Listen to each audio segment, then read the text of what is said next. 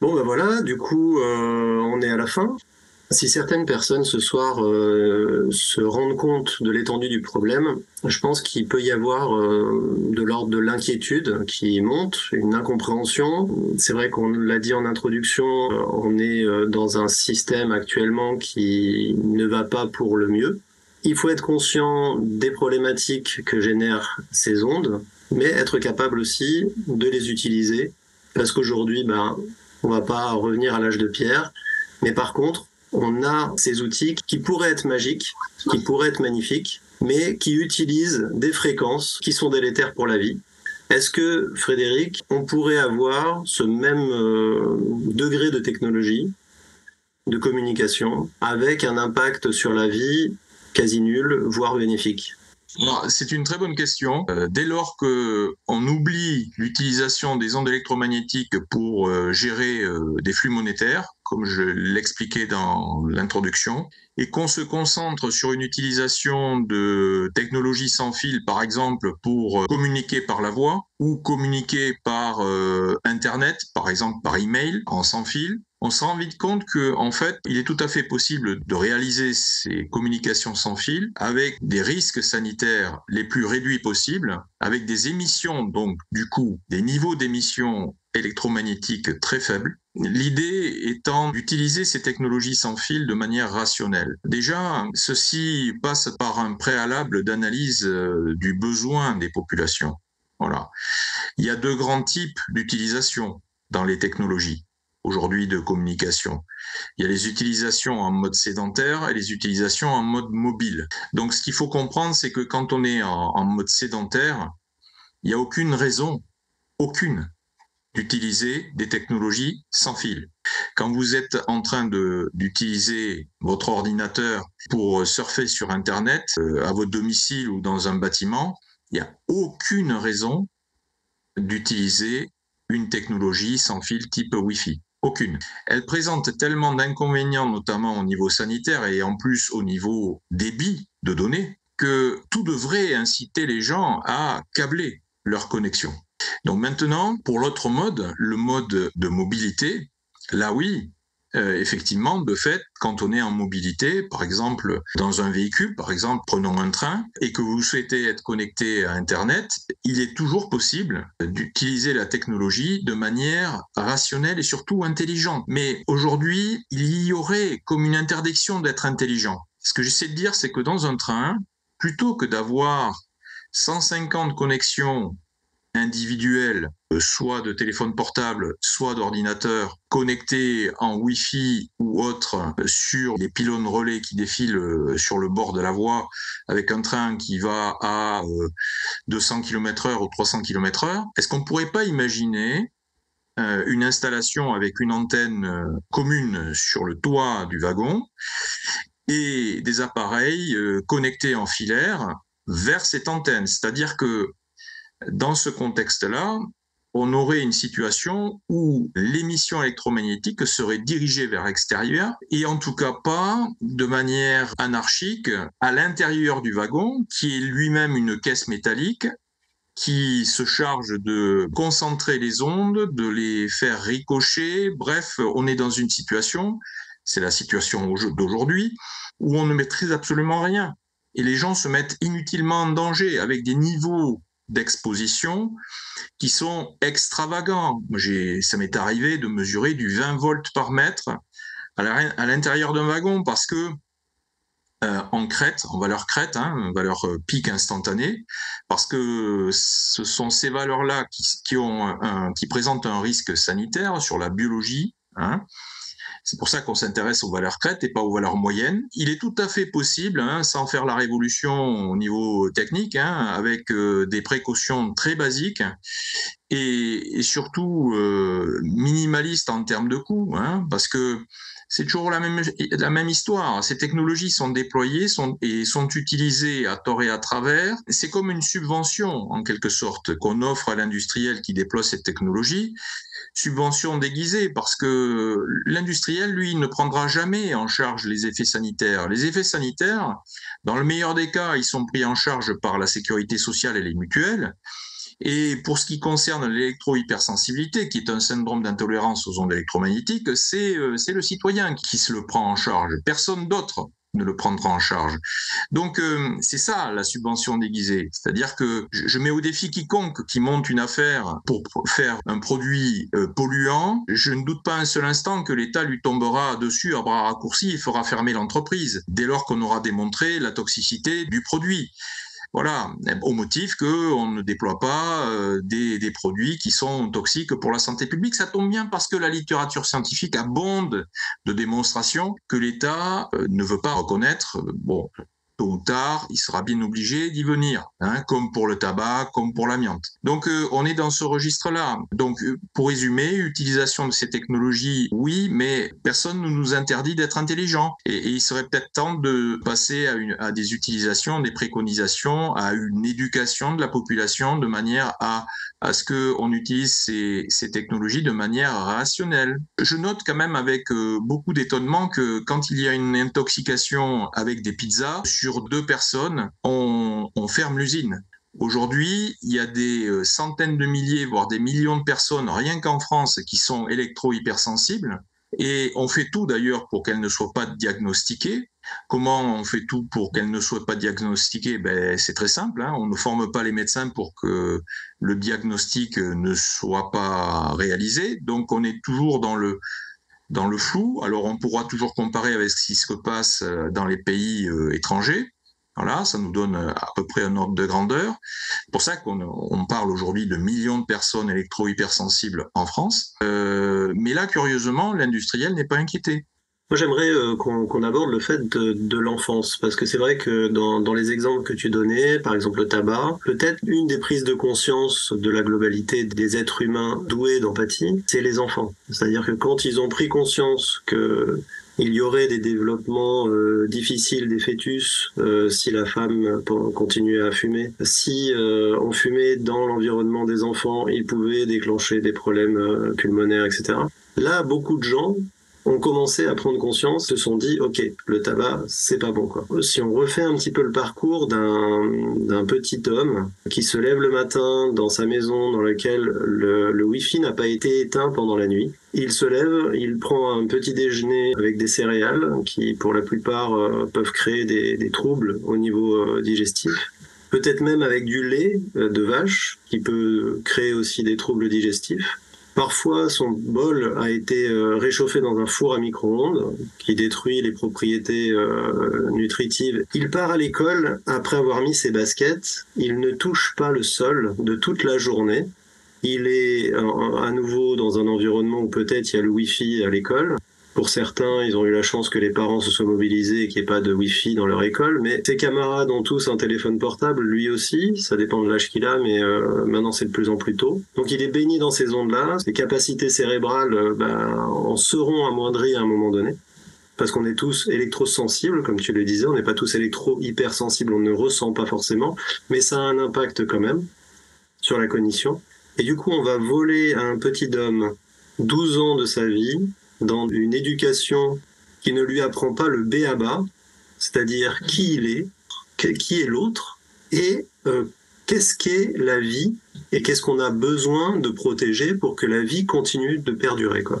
Aujourd'hui, j'ai l'impression que le système dans lequel on est empêche le développement correct d'un être humain, ou même des animaux et des plantes. On est en train de générer un smog polluant extrême et on se rend pas compte des effets. J'aimerais commencer ma réponse par le fait que aujourd'hui nous assistons à un hold-up sanitaire. Dans l'actualité des mois passés, il y a eu une énième proposition de réforme des retraites.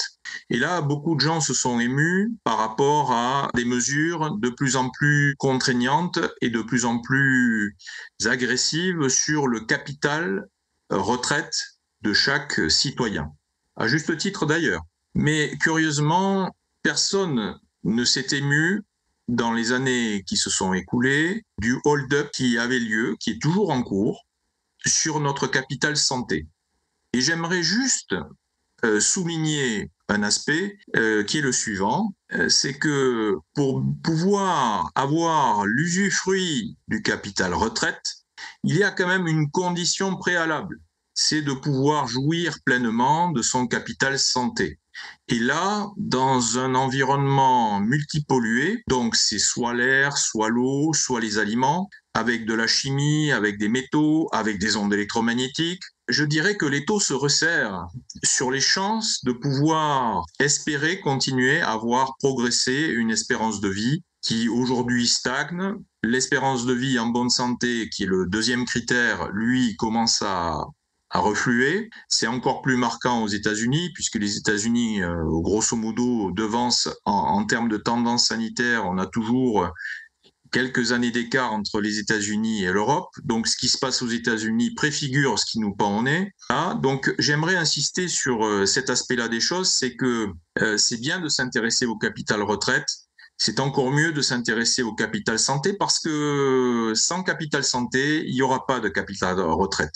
Inutile de préciser que si la personne décède avant d'arriver à l'âge de la retraite, pour X raisons, parce qu'elle a pris un cancer, une leucémie, etc., du fait de sa trop grande exposition aux pollutions environnementales, toutes ces cotisations partent en fumée. Enfin, pas pour tout le monde quand même, hein, préciser ça.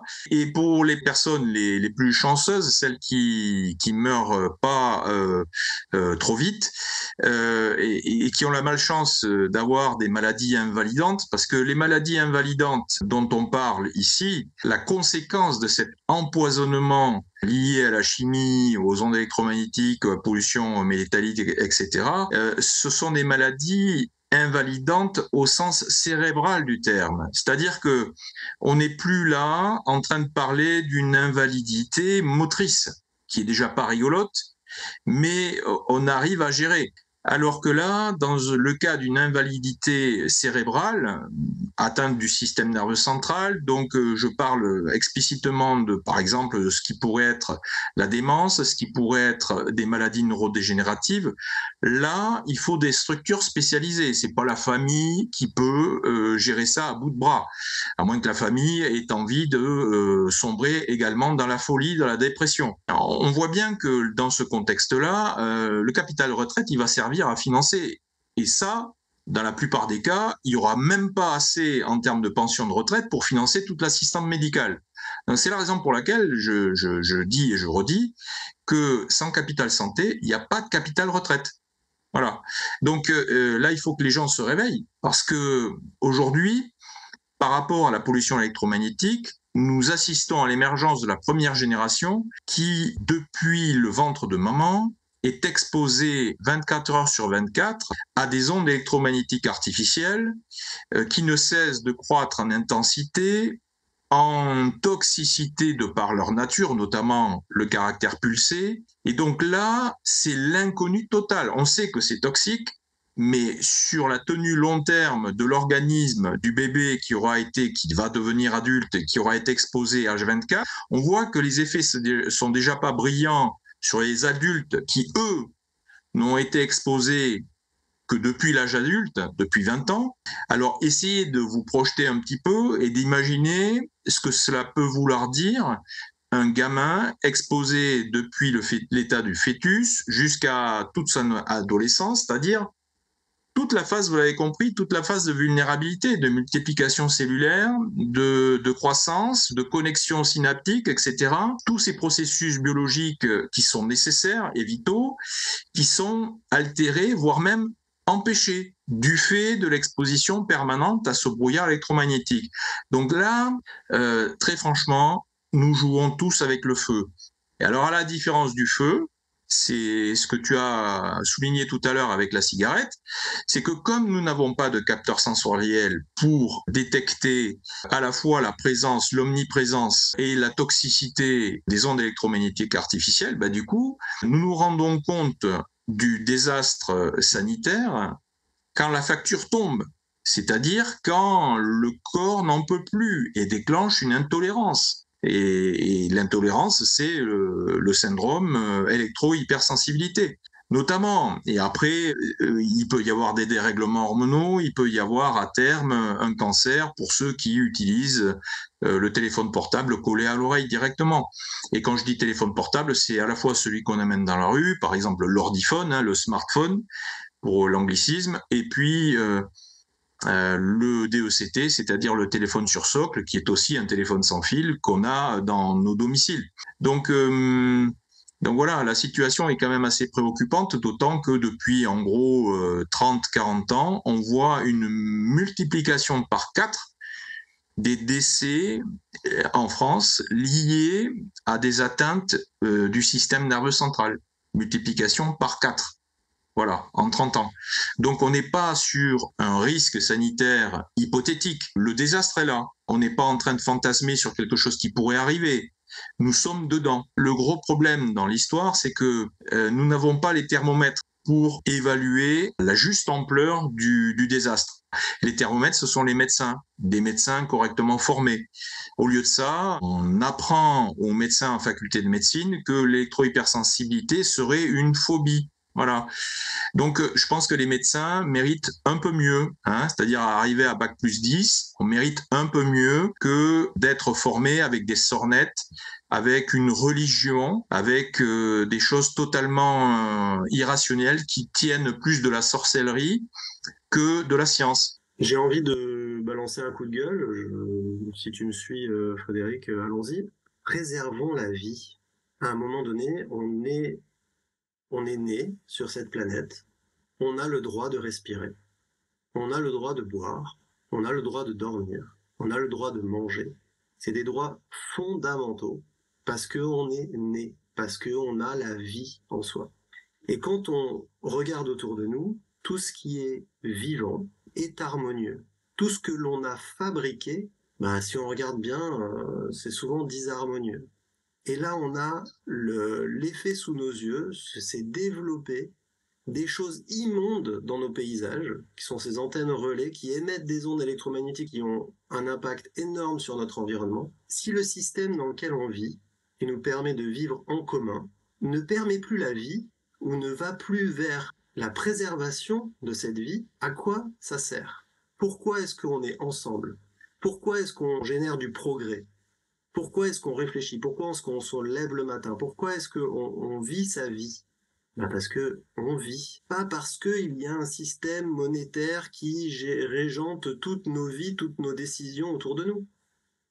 Non, on vit. Ce qu'il faut retenir de l'affaire, c'est que la modernité nous coupe de la nature. Tout à l'heure, tu le disais très bien, l'homme, avec un grand H, depuis le berceau, se trouve désormais coupé entièrement de la nature, au point qu'il ne se rend même plus compte de cette immersion dans un monde totalement artificiel. Et donc ça ne peut pas conduire à une situation sanitaire pérenne. Donc ça, c'est le premier aspect. Coupure de la nature, vis-à-vis de la nature. Et on sait que, par exemple, ça c'est bien documenté, plus on vit dans un environnement riche en termes de biodiversité, plus notre système immunitaire se trouvera stimulé, et plus notre état de santé s'en trouvera résilient et renforcé. Voilà. Et l'inverse est aussi vrai, c'est-à-dire que, en gros, ce que je viens de dire, c'est pour les populations rurales. Populations rurales ont toutes les conditions réunies pour vivre dans un environnement favorable à une situation sanitaire résiliente. Et à l'inverse, les populations urbaines sont dans une situation très défavorable pour avoir une immunité, par exemple, et un état de santé le plus résilient possible. Voilà, ça c'est un premier aspect des choses.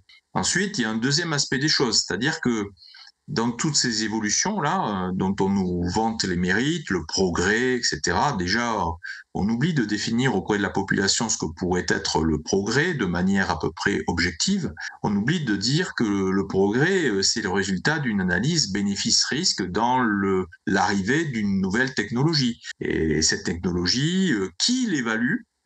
Il faut éviter les liens d'intérêt, évidemment. Le problème, c'est qu'aujourd'hui, ceux qui évaluent les nouvelles technologies sont aussi ceux qui les produisent et les distribuent. Donc là, on est en plein conflit d'intérêts. Et ensuite, comment on évalue les bénéfices et surtout comment on évalue les risques éventuels. On assiste à un glissement sémantique. On parle de progrès technologique, mais on oublie de parler de progrès humain. Parce que on commence déjà par complètement oublier que la technologie, elle est au service de qui ? C'est l'homme qui est au service de la technologie ou c'est la technologie qui est au service de l'homme? Comme je le dis souvent, moi, mon téléphone portable que j'ai été obligé à un moment donné d'acheter puisqu'il n'y avait plus d'alternative, cabine téléphonique disparue, il n'y avait plus d'alternative dans l'espace public pour pouvoir passer un coup de fil comme on pouvait le faire avant. Donc, moi, mon téléphone portable, c'est moi qui le sonne. C'est pas lui qui me sonne, c'est moi qui le sonne. Je suis effaré, horrifié de voir des gens qui pilent sur la route pour prendre un appel téléphonique. Moi, mon téléphone, il est éteint quand je suis en voiture. Il y a des week-ends où j'oublie même de l'allumer, le téléphone portable. C'est dire que c'est le dernier de mes soucis, le téléphone portable. Voilà, j'entendais une gamine le week-end dernier, j'entendais une gamine dire « Ah, mon téléphone, c'est toute ma vie ». C'est dire le vide sidéral. C'est dire le vide sidéral sur lequel repose l'avenir de notre société. Voilà, donc voilà, nous avons cette problématique-là de définition de ce qu'est un progrès et accessoirement si on pouvait éventuellement parler de progrès humain davantage que de progrès technologique. Voilà, parce que ça présuppose quand même que la technologie doit rester au service de l'homme et c'est pas l'impression que ça laisse aujourd'hui. Le deuxième aspect, dans une société qui se prétend être démocratique et qui donne des leçons à la planète entière, est-ce que la population a été consultée sur des choix de déploiement? Absolument pas. Non seulement elle n'est pas consultée, mais en plus on lui fait bien comprendre qu'elle n'a pas les moyens intellectuels de comprendre et qu'il y a des sachants au-dessus qui savent très bien ce qu'il faut pour la population. Donc c'est fermez-la, circuler, il n'y a rien à voir, et exécuter nos consignes parce que nous, l'élite, entre guillemets, nous savons mieux que quiconque ce qui est votre intérêt. Voilà. On oublie au passage que l'élite qui se délite est en lien d'intérêt, pour ne pas parler de conflit d'intérêt, avec tout un tas d'influenceurs, tout un tas de lobbyistes, notamment côté industriel, mais pas que. Pas que, parce que n'oublions pas que la 5G n'est pas là pour permettre à Madame Durand et Monsieur Dupont de télécharger un film ultra haute définition en 3 secondes sur son téléphone portable. D'ailleurs, il faudrait qu'on m'explique l'intérêt qu'il y a de pouvoir télécharger un film en ultra haute définition sur un écran qui fait 12 cm de diagonale. Voilà, je parlais d'utilisation rationnelle tout à l'heure, on est là-dedans. C'est-à-dire que quand on fait de l'utilisation mobile, j'ai rien contre, mais on pourrait très bien avoir des débits plus réduits, donc des intensités d'exposition beaucoup plus réduites, avec des utilisations beaucoup plus rationnelles, beaucoup plus sobres, en quelque sorte. Il ne s'agit pas d'ailleurs de rationner les gens, il s'agit simplement de leur faire utiliser à bon escient la technologie, c'est-à-dire mettre la définition adaptée à l'écran sur lequel on va lire le film. Voilà. Et donc, de fait, on va vite se rendre compte que plus besoin de 5G, mais seulement la 3G suffirait largement pour télécharger un film, même en haute définition, sur un écran de 12 cm de diagonale. Voilà, on est dans cette réappropriation de la technologie de manière adaptée par rapport à l'usage que l'on fait. Quel est l'intérêt, par exemple, pour faire un parallèle avec l'automobile, quel est l'intérêt de disposer d'une automobile avec un moteur, soyons fous, 8 cylindres, 500 chevaux, pour faire du 50 à l'heure en ville? On suréquipe les gens pour des usages dont ils ne verront même pas l'intérêt et les bénéfices. Donc, sachant que derrière, ça c'est la carotte, mais derrière, on a tous bien compris que l'intérêt pour ceux qui déploient n'est pas financier, il est politique. On est dans la question de, il faut dire les mots qui fâchent, on est dans la question de l'asservissement politique et sociétal de la population. Parce que quand on veut déployer une monnaie numérique, c'est-à-dire quand on veut faire disparaître les espèces sonnantes et trébuchantes, on est là dans une dérive qui s'inscrit dans l'ingénierie sociale. C'est-à-dire tout le monde a entendu parler de ces monnaies qui ne seraient plus stockables, qui serait évanescente, c'est-à-dire que vous avez un budget mensuel et si à la fin du mois ce budget n'est pas consommé, vous ne pouvez même pas épargner, il est remis à zéro. C'est ça l'ingénierie sociale. Et qu'on vienne pas m'expliquer que là c'est du registre du fantasme, c'est ce qui est déjà en cours d'essai en Chine. Donc moi, le modèle chinois me fait pas rêver. Apparemment, certains de nos parlementaires ont l'air d'être très intéressés par le modèle chinois. Mais alors, il faudra qu'on nous explique. On est toujours en démocratie ou pas en démocratie? J'avais cru comprendre qu'il y avait une loi 2002-285 qui est associée à la Convention d'Aarhus, que la France a signée et qui devait impliquer les citoyens français dans les déploiements technologiques. Et les impliquer, ça voulait dire les informer. Comment peut-on parler de démocratie si l'information sur la haute technologie n'est pas à la hauteur? C'est-à-dire qu'il n'est pas question ici de faire passer un doctorat en champ électromagnétique toute la population. Mais néanmoins, quand on déploie sans discernement sur l'ensemble du territoire des technologies à la complexité croissante, comment peut-on le faire dans le même temps et prétendre être dans une démocratie si le niveau de connaissance de ceux qui décident et de ceux qui utilisent ne suit pas cette complexité? C'est important de bien faire toucher du doigt que là, si nous devons assumer la situation démocratique, il faut à la fois que le niveau de connaissance sur la complexité technologique des décideurs suive et que le niveau de connaissance des utilisateurs, technologiques qu'ils utilisent au quotidien, suive également. Et là, on n'y est pas du tout. On est même dans l'enfumage. Donc, les décideurs, eux, n'en parlons pas. Ils se posent même pas la question des conseils auprès desquels ils se tournent. Ils ne vérifient même pas l'absence de lien d'intérêt. Je ne parle même pas de situation de conflit d'intérêt. Juste la question du lien d'intérêt. Donc ça n'est même pas vérifié. Donc, c'est dire la médiocrité de la base objective dans laquelle se font ces choix-là de déploiement. Dans tout le questionnement là que tu as introduit, il y a toutes ces questions-là fondamentales qui se posent. Et on n'a pas encore parlé des aspects sanitaires. On voit bien que sans même aborder la question sanitaire, il y a tout un tas de questions qui touchent à l'éthique, tout simplement. Mais ça, l'éthique, c'est un gros mot aujourd'hui, qu'il faudrait remettre au goût du jour et que les parlementaires se souviennent de temps en temps par qui ils ont été élus et à qui ils doivent rendre des comptes. Le problème, c'est que sitôt élus, on a vite oublié et on vote comme un godillot. Donc ça n'est absolument pas normal. Donc ce n'est pas absolument pas normal dans un contexte prétendument démocratique. Maintenant, on voit bien qu'on a un glissement qui est de plus en plus évident vers une situation totalitaire. Et donc là, il faut dire les choses. Donc on ne peut pas prétendre à la démocratie. Maintenant, si c'est totalitaire, dites-le. Voilà, au moins on saura à quelle sauce on va être cuisiné. Ouais, je pense que la réponse, on se l'est faite déjà largement. Il nous montre très régulièrement l'horizon qui se dessine pour nous. Prenez conscience que les ondes électromagnétiques, en règle générale, plus vous en éloignez, mieux c'est. Plus à l'intérieur de votre domicile, vous évitez les ondes, mieux c'est. Plus vous aurez la capacité, la possibilité d'aller marcher pieds nus sur le sol, sur la terre, mieux c'est. Effectivement, dans une ambiance électromagnétique permanente, on accumule des charges électriques. Voilà, notre corps fait antenne et donc on accumule au fil de la journée tout un tas de charges électriques qu'il faut décharger.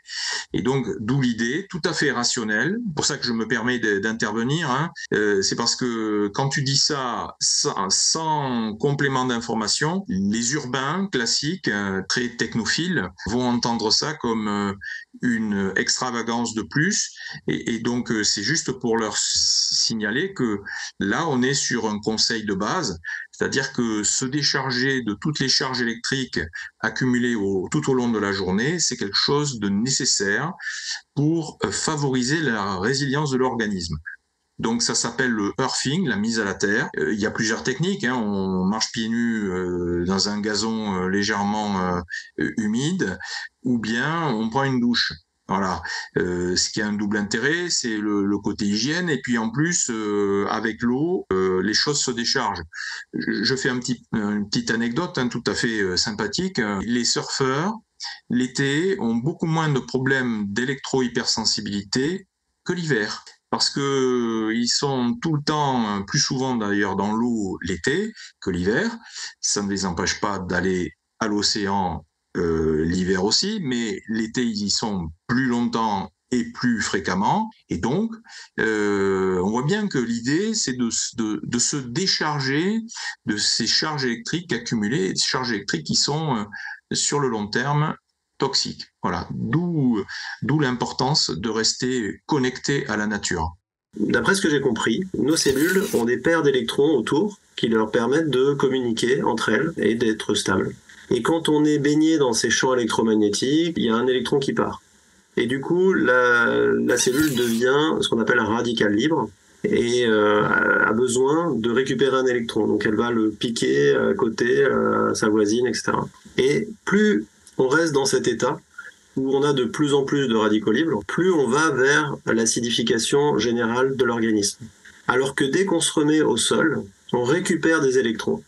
Et les électrons vont combler les radicaux libres, les restabiliser, ça redevient une cellule stable, et qui, elle, si elle se charge encore d'électrons, peut en communiquer aux voisines. On pourrait dire que c'est comme dans une société, si on avait suffisamment de liquidité, d'énergie, de capacité d'action, on est plus vivant, on est en communication avec les uns avec les autres, on échange, on partage, on grandit, on fait, on réalise. Alors que quand on est appauvri, on est mal chacun de son côté, à s'agiter chacun de son côté, eh ben on peut pas vivre correctement. Notre corps, notre société a besoin de se recharger, de se revigorer, quoi. Et oui, effectivement, il existe des tapis qui permettent de poser les pieds dessus, ou la nuit, par exemple, se reconnecter à la Terre, et du coup se décharger de ces champs électromagnétiques, et en même temps se recharger d'ions négatifs, qui nous permettent de restabiliser notre corps, etc. Donc, marcher pieds nus, c'est une méthode gratuite. Si on veut de la technologie, on peut brancher des appareils sur la prise de terre de la maison et se décharger, se recharger. Boire de l'eau de qualité. Faire attention à ce qu'on mange. Si toute notre vie est correcte, qu'on fasse des écarts au niveau alimentaire, c'est pas grave. Dormir suffisamment. Aujourd'hui, en ville, est-ce que tu aurais des conseils? Moi, je me dis, est-ce que d'aller dans les parcs, marcher pieds nus, est-ce que c'est pas un conseil salutaire? Si votre enfant il est un peu hyperactif, allez l'emmener au parc, mais enlevez-lui ses chaussures, quoi, qui marche dans l'herbe vraiment. Qu'est-ce que tu en penses? Alors déjà, il y a la première notion qui est pour moi la plus importante, c'est que il est hors de question dans mon propos de laisser envisager l'option que nous pourrions vivre de manière raisonnable dans une ambiance multipolluée. Donc le sujet n'est pas comment mieux vivre dans une ambiance multipolluée. La vraie question, c'est comment arrêter de polluer. La question n'est pas donc comment dépolluer, la question est comment ne pas polluer tout court. Un environnement qui est déjà pollué ne se dépollue pas. La première démarche à faire, c'est dépolluer la tête des citoyens. C'est-à-dire, il y a des habitudes de vie qui sont inscrites dans la pseudo-modernité qu'il s'agit de corriger de manière à arriver à une situation où naturellement les gens se mettront à vivre dans un environnement non pollué.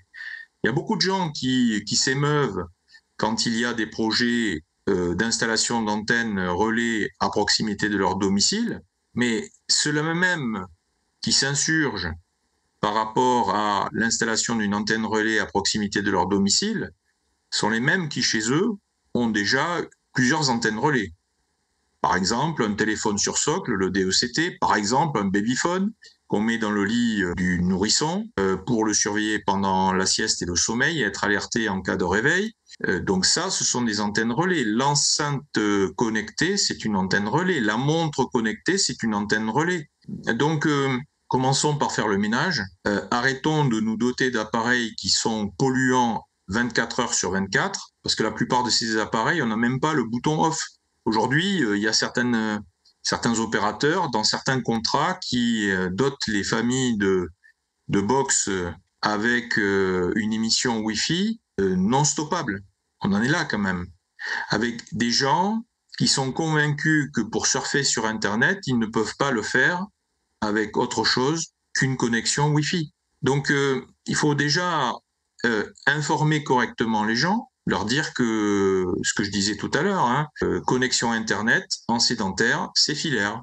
Et vous aurez à la fois un débit optimal et l'innocuité sanitaire, ce qui n'est pas le cas avec la Wi-Fi. Alors, exemple concret, la Wi-Fi, comme on n'a pas les capteurs sensoriels, du coup, on la laisse allumer, y compris la nuit. Et là, c'est le début d'une dérive qui vous empêche d'atteindre le sommeil paradoxal, donc d'avoir un sommeil réparateur. Donc vous rentrez dans un cycle infernal de fatigue chronique. Vous allez consulter le médecin qui ne vous posera pas la question de la Wi-Fi parce qu'il n'est pas formé à ça.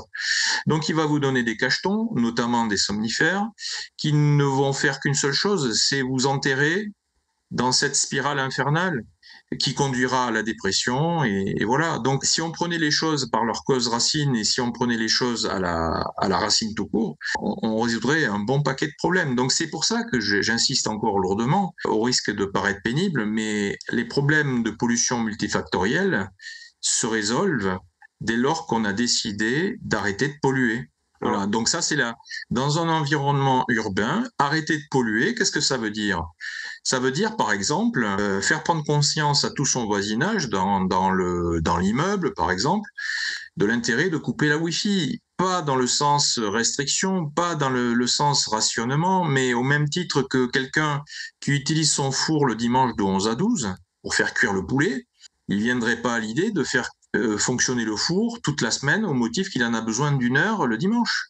Pourquoi il le fait pas? Parce que déjà, ça va consommer d'électricité, puis ensuite, le four, il risque de tomber en panne au bout de quelques semaines d'utilisation permanente.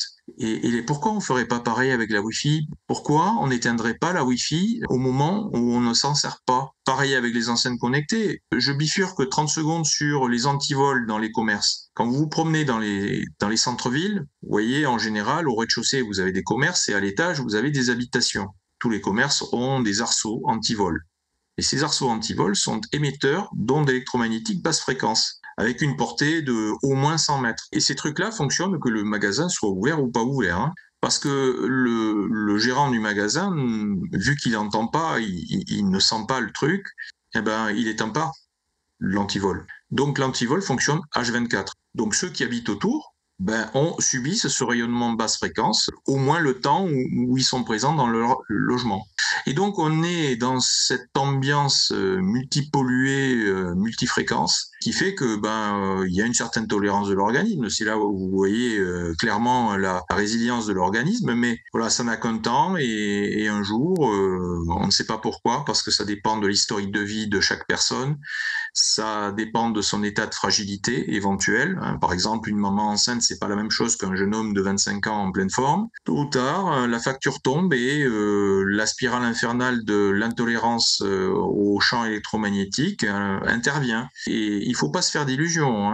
Quand on commence à rentrer dans cette spirale infernale, de l'intolérance aux champs électromagnétiques, ça s'appelle électro-hypersensibilité, et bien là, ça conduit tout droit à l'exclusion parce qu'on est dans une société qui est autiste par rapport à cette problématique-là, n'a pas envie de savoir, on est dans le déni, on est coupé du monde, on est coupé de la réalité. Donc je disais tout à l'heure, on a construit l'ignorance du corps médical sur le sujet, et dans la société, même les membres de la famille de la personne impactée ont tendance à psychiatriser la situation. Donc on est dans une exclusion complète, dans l'incompréhension, mais incompréhension fabriquée. On n'est pas dans l'incompréhension, on sait pas, on n'a pas le niveau de connaissance requis, etc. Non.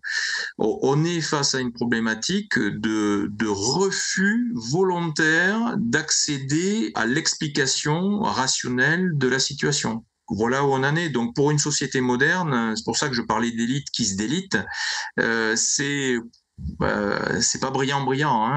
C'est tout le paradoxe d'ailleurs de cette modernité qui n'a de modernité que le nom et qui verse de plus en plus dans l'archaïsme. D'ailleurs, on mesure le niveau de sophistication d'une société à la manière dont on traite les personnes dans la plus grande vulnérabilité dans cette société. Et donc, autant dire que notre société occidentale, toute moderne qu'elle se prétend, le bilan n'est pas super brillant dans ce registre-là.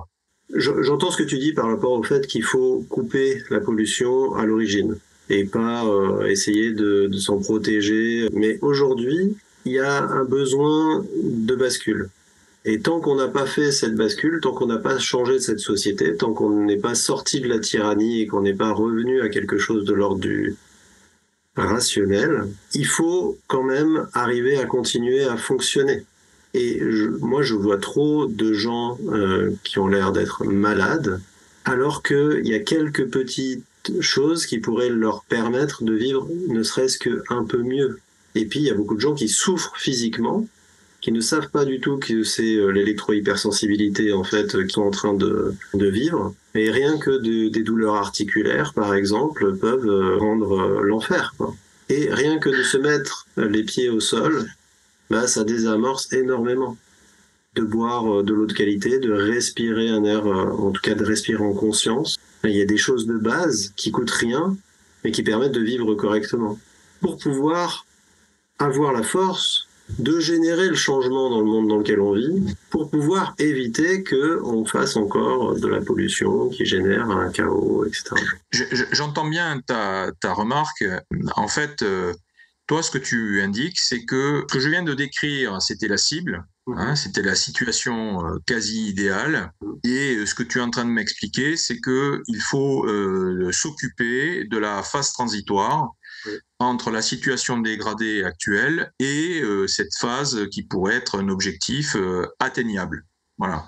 Donc, j'insiste encore lourdement, effectivement, pour enclencher cette phase transitoire, cela suppose déjà une petite révolution intellectuelle.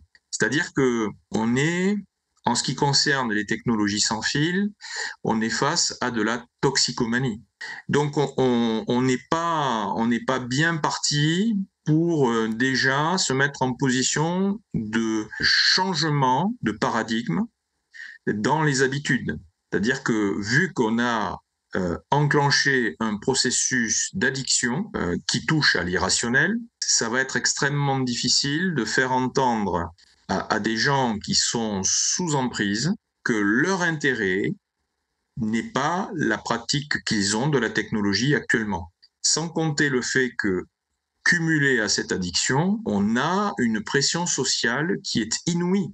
Tu parlais des gamins tout à l'heure, je me mets à la place des parents qui ont un adolescent dont tout l'entourage dispose d'un téléphone portable et les parents les plus éveillés auraient tendance à dire non, il n'est pas raisonnable d'avoir un ordiphone parce que derrière, c'est une exposition qui va être toxique dans une phase de la vie qui n'en demande pas autant, donc avec des processus qui sont irréversibles sur le long terme.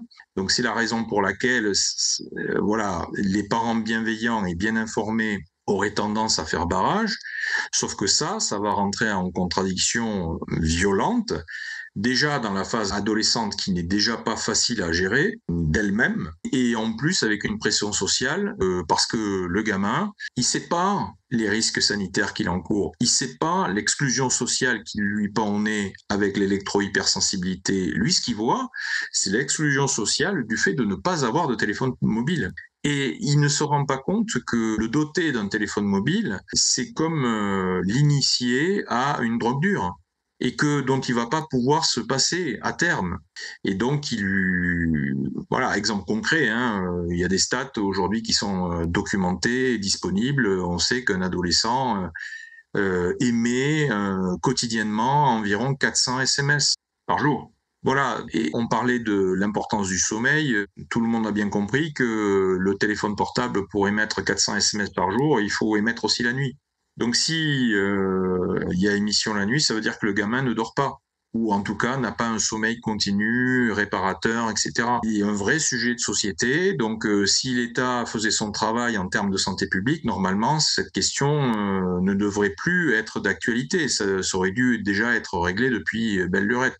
Mais ça passe déjà par une information équilibrée, une information exempte de tous liens d'intérêt vers la population. Et là, on n'en prend pas le début du commencement. Je suis toujours autant navré de voir que l'État utilise des heures de temps, de cerveau disponible pour rappeler aux gens qu'en période de canicule, il faut boire.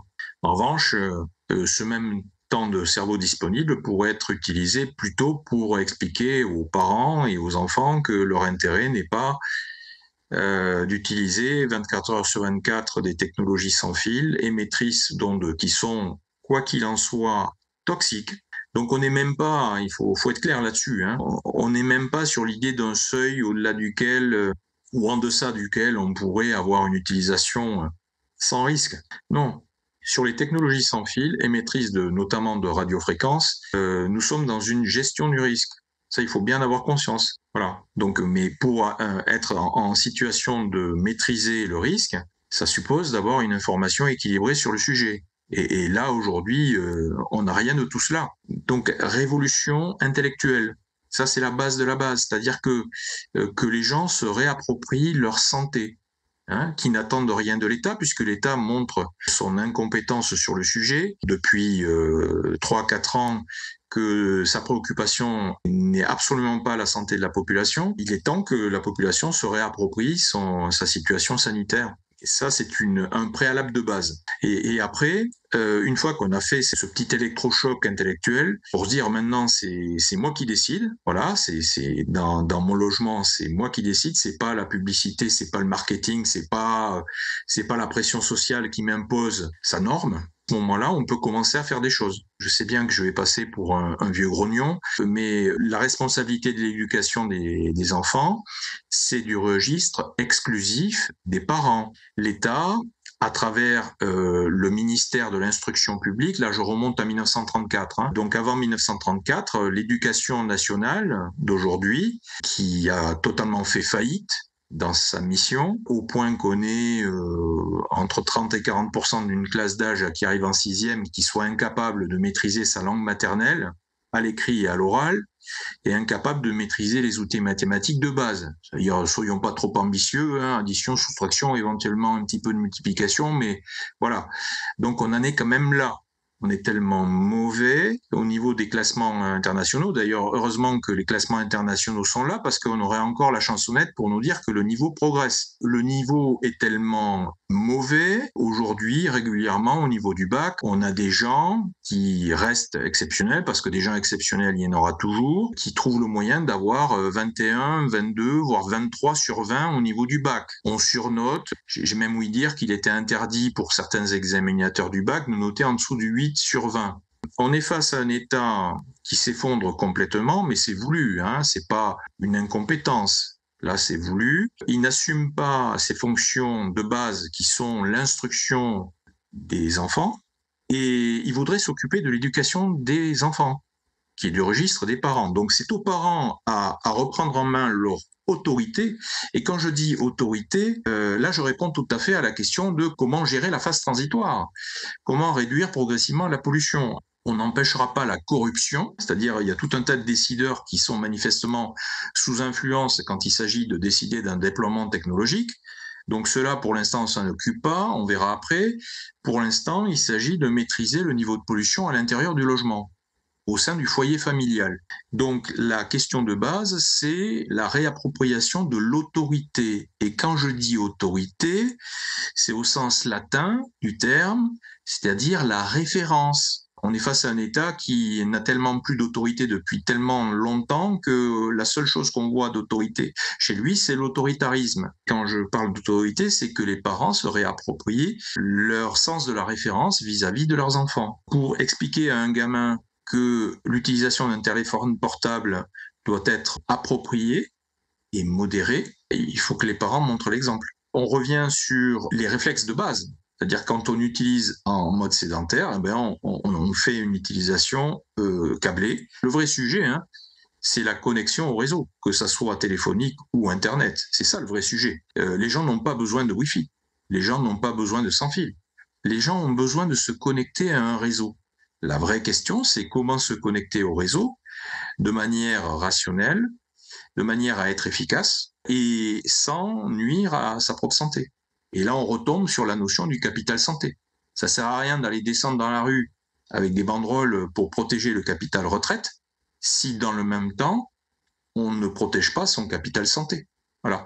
C'est peut-être quelque chose d'abstrait pour les adolescents, mais ils y viendront très vite à cette notion-là de capital retraite. Parce que sans argent, c'est évident, on ne peut pas vivre correctement, ne serait-ce que se loger et se nourrir. Les besoins de base. C'est ce que tu disais tout à l'heure, hein, se réapproprier sa vie. Devenir maître de sa propre vie, de sa propre existence, faire ses propres choix. Mais ça suppose réfléchir. Et malheureusement, aujourd'hui, je vais employer un gros mot, réfléchir, on vit dans une dynamique qui pousse au fait que réfléchir, c'est presque commencer à désobéir. Aujourd'hui, la démocratie, c'est pas seulement aller mettre un bulletin dans l'urne, hein, c'est aussi comment on dépense son argent quand on en a. Et donc ça, dans les lois de marché, c'est fondamental. Hein. Ça, c'est beaucoup plus efficace que d'aller mettre son bulletin dans l'urne. Vu ce qu'en font les parlementaires qui sont élus, après, on peut se poser des questions. Alors que la manière de dépenser son argent, l'orientation des flux monétaires sera décisive, beaucoup plus efficace en termes d'orientation de la société. Alors j'ai envie de te suivre là-dessus, mais en fait je vais aller un peu en opposition. Parce que de mon point de vue, il y a une grande partie d'entre nous qui sont sous hypnose. Du coup, tout à fait. On est face à une problématique où ils ont les clés de notre cerveau et ils l'ouvrent et ils le ferment quand ils veulent et comme ils le veulent. Du coup, une grande partie d'entre nous qui sommes encore sous hypnose, si on leur vend quelque chose, même s'ils en ont pas besoin, mais ils en ont le désir éphémère, ils vont devoir l'assouvir parce que on est dans une société où, comme tu le disais tout à l'heure, il y a une grande addiction au téléphone. Pourquoi ? Parce que dès qu'on l'allume, hop, on a un peu de plaisir. Et du coup, on a un plaisir immédiat sans avoir fait d'effort. Toute la construction du plaisir chez l'humain depuis très très longtemps, elle est basée sur la récompense à l'effort. Et là, on n'a plus d'efforts à fournir pour avoir la récompense. Du coup, la récompense, plus de la récompense, plus de la récompense, et on va continuer à aller vers la récompense. Dumbledore a dit dans Harry Potter, bientôt il faudra choisir entre le bien et la facilité. Et je pense qu'on en est là. On est dans quelque chose de l'ordre de la facilité. C'est plus facile de laisser son gamin sur son téléphone parce qu'au moins il se chamaille pas avec ses frères et sœurs. C'est plus facile de réchauffer un truc au micro-ondes plutôt que de préparer à manger réellement ou de faire son potager pour pouvoir se nourrir. Oui, tout ça c'est plus facile. Mais où ça nous mène ? Effectivement, je te rejoins à 100% là-dessus. Bon, cela dit, je voudrais simplement préciser que dans mon propos et dans le tien, personne ne souhaite le retour à l'âge de pierre. Donc il ne s'agit pas de revenir à la lampe à huile, comme le dirait quelqu'un de très connu. Il ne s'agit pas d'adopter un mode de vie à la Amish. Ça n'a rien à voir avec cela. Avec tout le respect que nous devons à cette culture qui ne marche pas au rythme occidental, qui ne marche pas au fantasme de la modernité. Et c'est pas pour autant que les gens soient plus malheureux, bien au contraire. Je note d'ailleurs avec étonnement que chez les Amish, qui sont si rétrogrades, paraît-il, à entendre certains membres de l'élite qui se délitent, il n'y a pas d'autisme chez les Amish. Aux États-Unis, dans les années 50-60, nous avions un autiste sur 5000 gamins. Aujourd'hui, nous en avons un sur 60. Multiplication par 85 en l'espace de 50-60 ans. Combien faudra-t-il d'incidences d'autisme pour commencer à se poser les bonnes questions ? Quand arrêterons-nous de dénigrer un mode de vie sans nous poser les bonnes questions ? Est-ce que la modernité ne peut pas faire mieux ou autre chose que d'engendrer un cortège de maladies longue durée? Alors, je dis maladie, mais tout à l'heure, par rapport au syndrome d'intolérance au champ électromagnétique, je voudrais bien faire comprendre à ceux qui nous écoutent que nous ne sommes pas en train de parler de maladie. Nous sommes en train de parler d'empoisonnement et de réaction de la physiologie face à cet empoisonnement. Soyons clairs, il s'agit d'un empoisonnement longue durée. À la différence des empoisonnements et des toxicités aiguës, la personne ne décède pas dans la minute qui suit. C'est la grande hypocrisie de notre société moderne. C'est-à-dire que quand on a à faire face à une toxicité aiguë, alors là, tout le monde s'excite, c'est branle-bas de combat, on a tous les effets de manche classiques qui donnent l'illusion à Madame Dupont et à Monsieur Durand que leurs intérêts sont bien sauvegardés.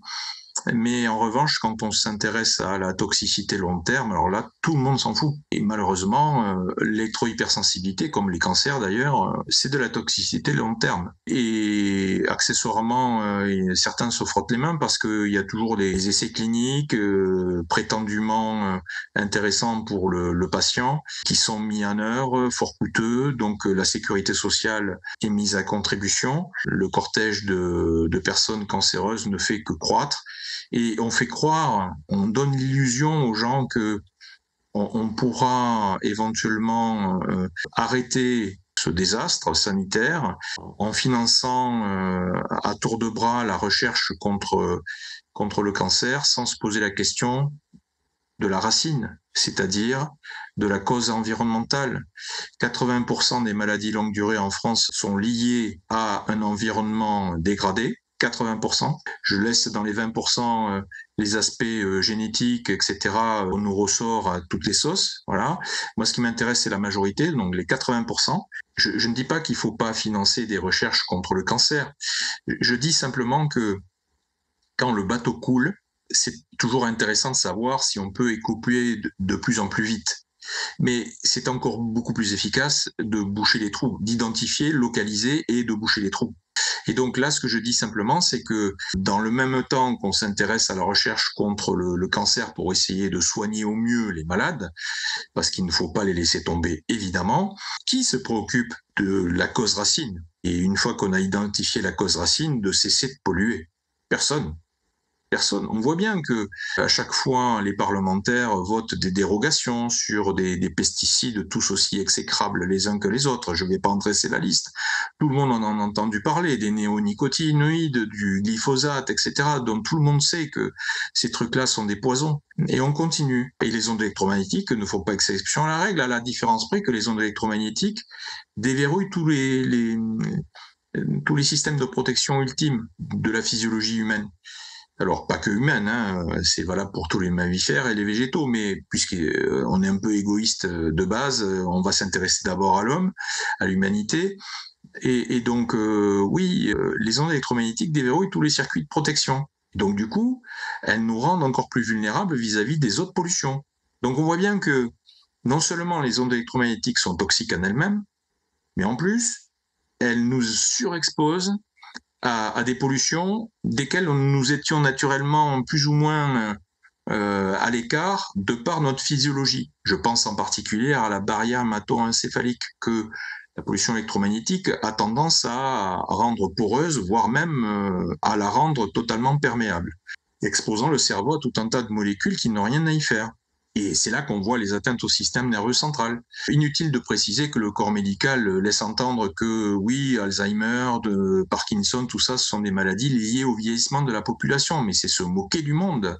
C'est une insulte au bon sens. A-t-on besoin de faire 10 ans ou 15 ans d'études poussées en médecine pour arriver à ce genre d'ânerie? Voilà, c'est comme pour les cancers. Quand j'étais gamin, on me disait que les cancers, c'était lié à la vieillesse. Du tout. Les cancers sont liés à un empoisonnement lié directement à une ambiance environnementale multipolluée. Voilà. Et dans une marginalité de cas, effectivement, il y a une prédisposition génétique. Mais c'est marginal. Pourquoi ne pas envisager une éducation à la gastronomie, hein, c'est-à-dire comment cuisiner correctement, de manière équilibrée, comment faire ses choix de bons légumes, etc. Pas des calories creuses. Hein, pas des tomates qui ressemblent à des tomates, mais en fait qui sont tellement vides que ne pas les manger, ça reviendrait au même.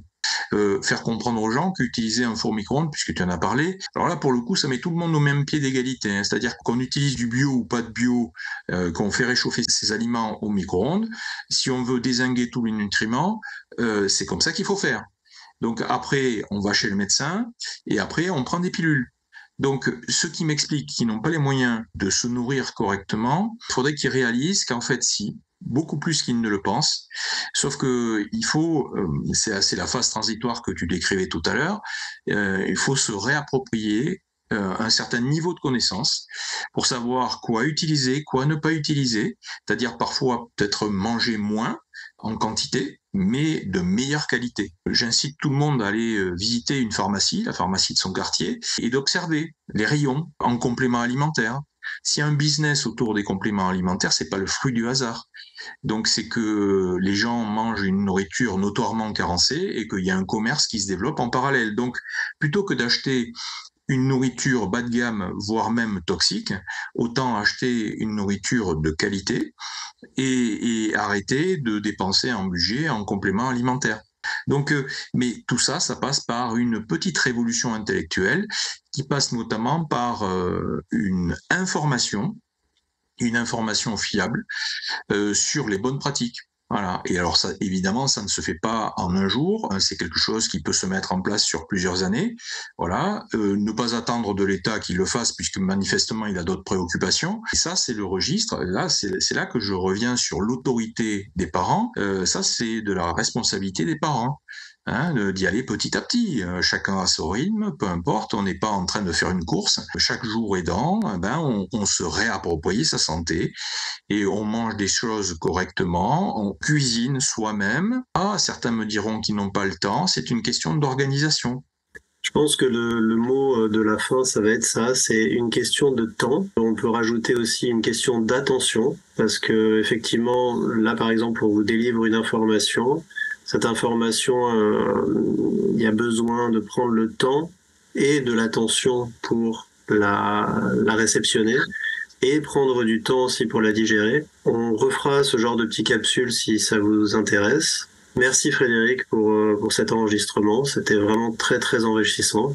On avait quelques questions. Est-ce que toutes les ondes électromagnétiques, les téléphones, les rechargements, les gros data centers, etc., la 5G, tout ça, tout le développement de ces technologies-là, ne participerait pas au réchauffement climatique dont on nous rabat les oreilles? Moi, je me dis, il y a une notion dans cette transition, je pense, de transition écologique interne à son propre être. C'est la révolution intellectuelle dont je parle. Oui. Pour changer le logiciel, réaliser que en fait l'homme n'est plus utilisateur de la technologie, il est lui-même utilisé par la technologie. Donc il faut inverser le paradigme, c'est se réapproprier l'utilisation de la technologie. Je suis navré de constater que ceux-là même qui nous ont amenés dans cette impasse, je ne vois pas en quoi ils nous proposeraient une solution fiable aujourd'hui pour sortir de cette impasse. Pour la question du réchauffement climatique, je bifurque directement sur l'électrification de la société. C'est-à-dire que on est dans le fantasme de pour lutter contre le réchauffement climatique, il faut rouler en voiture électrique. Bon, ok. Mais ça veut dire quoi? Ça veut dire indirectement que 80% de la population n'aura pas les moyens de s'acheter une voiture électrique.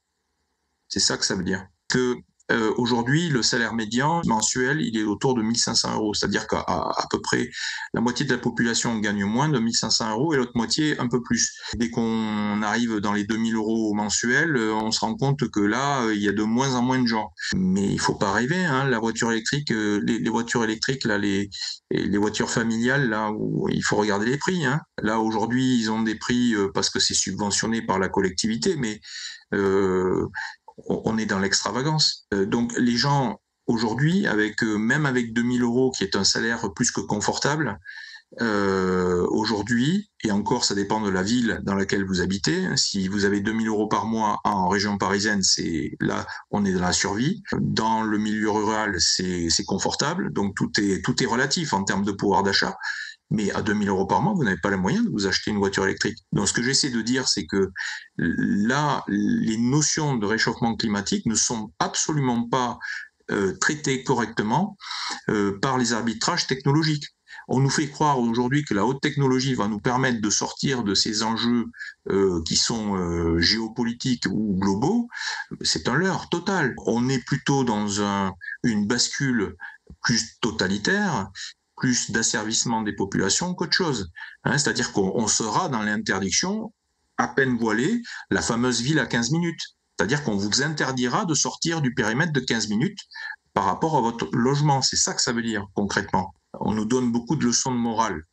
Le tout voiture, ça a été décidé par le président Pompidou dans les années 70. On était dans le délire tellement tout voiture que, pour ceux qui connaissent Toulouse, il était à un moment donné envisagé de reboucher le canal du Midi dans le centre-ville de Toulouse pour y faire passer une voie rapide.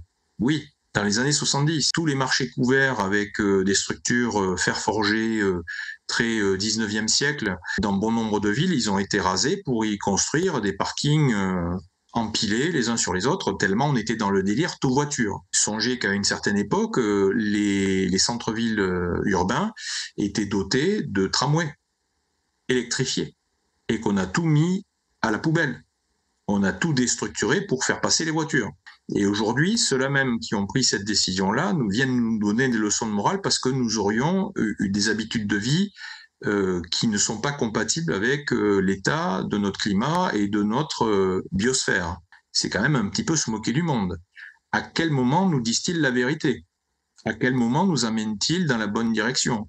Donc, quand on voit l'impact environnemental de l'électrification, du tout électrique, parce que les objets électriques ne se fabriquent pas tout seuls.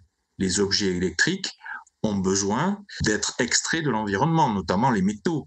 Et donc, a-t-on regardé le bilan en termes d'impact environnemental au niveau de la production? Réalise-t-on qu'une voiture moteur thermique pollue beaucoup moins quand on regarde le cycle complet, à la fois production, utilisation et recyclage, qu'une voiture électrique? Je passe volontiers sur le risque incendie des batteries, parce que la technologie actuellement des voitures électriques nous amène sur un risque non maîtrisable d'un incendie de batterie. Et je passe aussi sur le fait qu'il y a des habitudes de vie, c'est-à-dire qu'aujourd'hui, quand on veut refaire le plein d'une voiture à essence, ça prend 5 minutes. Quand on veut refaire le plein d'une voiture électrique, ça dure pas 5 minutes. Ça dure à minima un quart d'heure pour quelques kilomètres regagnés. On n'a pas re-rempli complètement les batteries, mais pour arriver à ce niveau de performance, on a du câblage électrique gros comme ça, donc des puissances électriques phénoménales, donc un rayonnement extravagant. Donc je ne parle même pas des gens qui habitent autour des bornes de recharge électrique. Voilà. Donc, et je ne parle même pas des utilisateurs qui, eux, sont au milieu de l'ambiance électromagnétique, le temps du trajet. Voilà, toutes ces questions-là, on s'en contrecogne. Donc, c'est toujours pareil. L'intérêt de la santé publique concerne les pizzas. Dès lors qu'il s'agit d'une intoxication alimentaire avec des pizzas, alors là, c'est branle-bas de combat. Mais quand il y a une intoxication sanitaire avec des ondes électromagnétiques, là, tout le monde, curieusement, s'en fout et détourne le regard. Et ceux qui tendraient à expliquer qu'il y a un vrai sujet, on a tendance à les psychiatriser. C'est ça une société moderne? Donc, concrètement, concernant les solutions technologiques apportées aux enjeux de la biosphère, apportées aux enjeux d'évolution climatique, on repassera. Alors, on est plus dans un effet d'ambiance, d'un effet de manipulation de la population. Je passe sur l'évolution du prix de l'électricité, parce qu'on a fait croire aux gens que s'ils roulaient en voiture électrique, ça serait presque gratuit, en quelque sorte. On a juste oublié de leur dire que l'électricité dédiée à la recharge de la voiture électrique serait taxée comme les produits pétroliers. D'ailleurs, la TIPP a été transformée en TIPE, TIPP pour produits pétroliers et TIPE, T pour taxe, et TIPE en produits énergétiques. Donc on voit bien que dans tous les cas, on se fait rincer. Donc le climat là-dedans, les gens s'en moquent. copieusement. Hein. Est-ce que les gens savent que pourquoi en France on avait jusqu'à une certaine période récente 80% de véhicules transport mus par le gasoil, le diesel? Est-ce que les gens savent d'où ça vient ça? Le côté atypique bien français. Pourquoi dans les autres pays c'était pas 80%, c'était beaucoup moins, et pourquoi en France c'était 80%? Justement, on raffinait le pétrole et du coup, on avait une production d'essence et de gasoil. Oui, alors effectivement, alors ça c'est vrai. Cette partie-là, quand la France importe du brut, elle le raffine, et sur 100 litres de brut, on est capable d'en tirer 40 à 45 litres de diesel et seulement 30 à 33 litres d'essence. Donc pour 100 litres de brut, c'est plus intéressant d'avoir des moteurs au diesel, parce que derrière, de par la structure de notre importation, ça sera plus intéressant de valoriser la part diesel. Mais c'est pas que cette explication. La plupart des gens ignorent que la situation là sur 80% de véhicules au diesel, dont on nous dit aujourd'hui qu'ils seraient polluants, alors que dans les années 90, on nous expliquait que c'était moins polluant que l'essence, parce que les critères ont changé entre-temps. Dans les années 90, on disait que c'était moins polluant que l'essence parce qu'il y a un pouvoir calorifique du diesel qui est 20% supérieur à celui de l'essence. Donc, kilomètres parcourus, on consomme beaucoup moins de carburant. C'est là l'intérêt du diesel. Et aujourd'hui, comme le critère, c'est les particules fines, j'ouvre une petite parenthèse, les gens psychotent sur les particules fines, mais par contre, les particules encore plus fines, qui sont les nanotechnologies, là, tout le monde s'en fout. Hein. Je ferme ma parenthèse. Le critère, c'est les particules fines, donc le diesel est méchant. Mais d'où ça vient le diesel? Pourquoi on est arrivé à 80% de diesel? Ça vient du nucléaire? Ça vient de l'industrie nucléaire? Pourquoi ça vient de l'industrie nucléaire? Quand Mesmer, le Premier ministre Mesmer, avec Pompidou, a pris la décision de déployer l'électronucléaire au niveau production d'électricité en France, il y a une entreprise qui n'était pas contente, c'était Elf. Pourquoi Elf n'était pas contente? Parce que s'il s'agissait de construire une cinquantaine de réacteurs à cette époque-là, il fallait vendre l'électricité. Et à qui on allait vendre l'électricité? Ben, aux citoyens qui chauffaient leur logement. À l'époque, ils chauffaient au fioul. Donc on allait faire une bascule de clientèle du fioul vers le tout électrique. C'est pour ça qu'à un moment donné, on avait 70% des logements en tout électrique. Les 70% de logements en tout électrique, c'était pas pour les beaux yeux des Français, c'était parce qu'il fallait absolument vendre l'électricité produite à base de nucléaire. Cette électricité qui avait besoin d'être vendue parce qu'elle ne pouvait pas être stockée, ça s'est fait en échange de chauffage au fioul. Et l'industrie donc qui importait du pétrole, qui produisait le pétrole, a voulu une compensation. Ça s'est fait dans le transport. Donc, quand on nous dit aujourd'hui que le nucléaire ne pollue pas, on oublie les accidents, on oublie la gestion des déchets, on oublie tous ces sujets exécrables. On se rend compte que quand on prend une décision, on ne peut pas la prendre de manière isolée. Il faut penser global et avec tous les effets collatéraux que ça comprend. Là, en l'occurrence, pour revenir sur le sujet réchauffement climatique, l'impact environnemental qui est nécessaire pour la production de tous ces objets électrifiés ou connectés va être désastreux. Il est déjà en tension, il produit déjà des problématiques environnementales, des problématiques écosystémiques partout dans le monde. On ne fera qu'aggraver la situation. C'est ça l'horizon qui nous est réservé. Quand on parle de souveraineté, parce qu'on a souvent le mot de souveraineté qui revient sur le tapis, il faut que les gens réalisent une chose, c'est que la souveraineté, ça inclut les matières premières. Et donc, ça inclut l'idée que tôt ou tard, nous aurons, nous aussi, sur nos territoires, des mines. Et que donc, tôt ou tard, nous aurons des pollutions environnementales qui iront avec. Parce qu'il faut bien que les gens se mettent dans l'idée que l'extraction minière, pour produire tous ces objets miraculeux, des technologies électrifiées ou connectées, c'est dévastateur en termes de pollution. Il faut creuser des trous. La plupart du temps, on traverse des nappes phréatiques.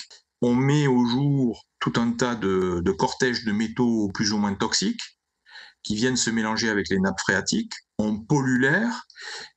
ces roches, il faut les broyer. On les broie avec quoi? On ne va pas les broyer avec des éoliennes, on va les broyer avec du fossile. Donc, en gros, pour résumer, pour produire de l'électrification, on va utiliser du fossile. Alors les gars, autant utiliser du fossile directement et se mettre d'accord sur les modes d'utilisation. Pensons plutôt sobriété, efficacité, plutôt que le délire actuel de la technologie à la mode, c'est-à-dire tout ce qui est à base d'électricité et à base de connectés sans fil, qui va amener tout un cortège encore plus exécrable que le précédent. C'est-à-dire, en gros, ce que j'essaie de dire, pour résumer, c'est que les solutions qu'on nous propose seront la source d'un cortège de problèmes dont on n'a pas fini de sortir. Quand on propose des solutions, en résumé, quand on propose des solutions, il faut s'arranger pour que ces solutions résolvent les problèmes initiaux, mais évitent d'en apporter des nouveaux. C'est en ce sens-là que nous avons un besoin de révolution intellectuelle, à la fois de la population et de nos élites qui se délitent, dont on voit d'ailleurs le niveau régresser à vue d'œil. Merci. Merci pour ce moment d'échange. Merci pour toutes ces informations. Je pense que ce sera nécessaire éventuellement dans quelques temps de reprendre rendez-vous pour continuer à échanger. Je pense qu'on fait un peu tous les mêmes constats. On est dans une situation où on a besoin de reprendre le pouvoir parce qu'on a besoin de changer vraiment radicalement l'orientation, de changer en profondeur. Comme tous les changements, c'est toujours des moments un peu délicats, un peu désagréables. Il est temps d'aller vers le bien et du coup de laisser un peu la facilité de côté. Il est temps de se remonter les manches et de prendre conscience, de mettre en action ce qu'on peut mettre en action maintenant, pas demain. Frédéric, si tu veux dire un dernier mot. La phrase de conclusion, c'est éteignez vos écrans et allumez vos cerveaux. Bonne soirée à tous. Bonne soirée à tous. Merci de votre attention et à bientôt sur Univers TV.